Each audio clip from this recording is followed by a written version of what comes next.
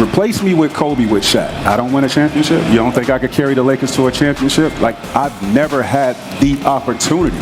Because in 15 or 20 years, I don't want to be sitting somewhere talking about what I could have done.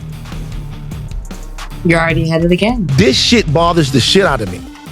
That's it. Like, You have Kobe was mentality. better than T-Mac because he wanted to be better than T-Mac. They call him Black Mamba. I mean, man, deadly. He was just, to me, one of the greatest ball players I've ever seen to play basketball. His quickness and agility and ability to get his jump shot off from anywhere, you had to respect that. He was an issue for the defense. Tracy McGrady just fumbled, but the Hall of Famer took aim at Kobe Bryant's legacy, and in seconds the entire basketball world turned on him. This wasn't a harmless opinion. This was a full-on misstep that fans, analysts, and even former players are calling the biggest mistake of his post-retirement career, because when you come for Kobe, you don't just get debated, you get destroyed. I felt like if I was put in that position to win a championship, I damn sure would show up and do what I do in the playoffs to elevate my team to that level. I just never had the chance. So do I get diminished because I never won a championship? Right. Yeah, that's what, is it my fault? That's what they say. The backlash was immediate, and brutal NBA veteran didn't just disagree with T-Mac. They torched him one after another. Former players lined up to defend Kobe Bryant, and the way they clapped back was nothing short of savage. Here's a full story of how Tracy McGrady got humiliated for coming at a legend from the comfort of retirement.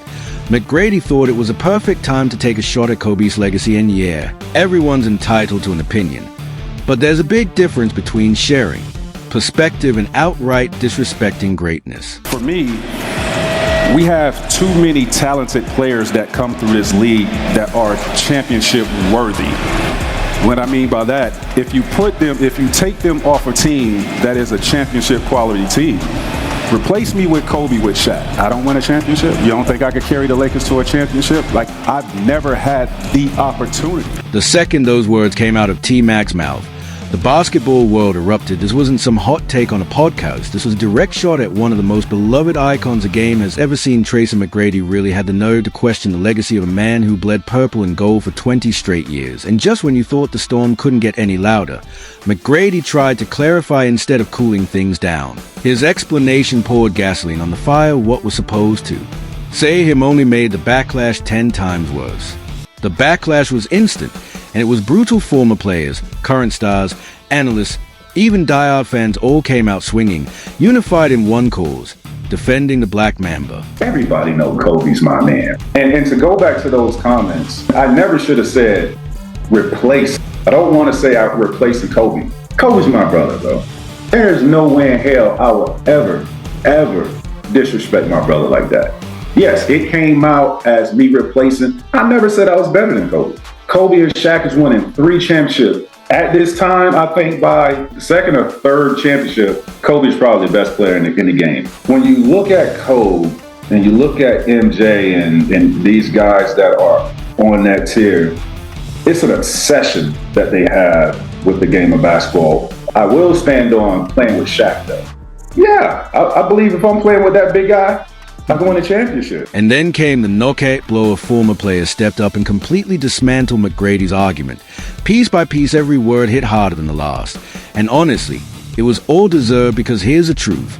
McGrady forgot who he was talking about. Kobe Bryant wasn't just a basketball player. He was basketball. He embodied the hunger, the obsession, the fire that defines greatness, the competition, the drive, the relentless pursuit of perfection. T-Mac is a building that had 100 floors. He went up to 75. Kobe was a building that had 90 floors, and he went up to 90. So I don't like this type of shit. He wanted to be better than T-Mac. He had to be better than T-Mac.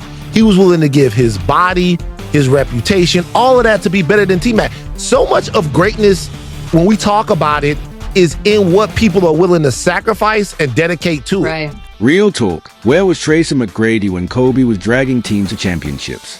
Where was T-Mac when Kobe was dropping 81 in a single night? I'll tell you where. sitting at home watching like the rest of us, because his teams couldn't even sniff past the first round. That's the difference between greatness and wasted potential. Kobe was writing history, McGrady was just flipping channels. This is a reality check Tracy McGrady desperately needs. Kobe Bryant walked into the NBA as a teenager in 1996. An 18-year-old kid from Philly who had the audacity to believe he could battle grown men who'd been dominating the league for years, and not only did he believe it, he proved it night after night, year after year. Kobe showed the world that greatness doesn't wait its time. It takes it. T-Mac had some good teams. Not really in Orlando, but in Houston, we're talking about Yeah, for sure. Meta, Yao, when Yao was on the court, Shane Battier. There were guys there with him. And he just didn't do what Kobe did to get to where Kobe was. Didn't just compete. He absolutely dominated, but here's the thing. What separates legend from good players isn't how they shine when everything's perfect, it's how they respond when the storm hits. Kobe's journey wasn't smooth sailing. He had struggles. He had failures. He had dark moments that would have broken lesser men. Remember the early 2000s, when the critics swore he couldn't win without Shaq.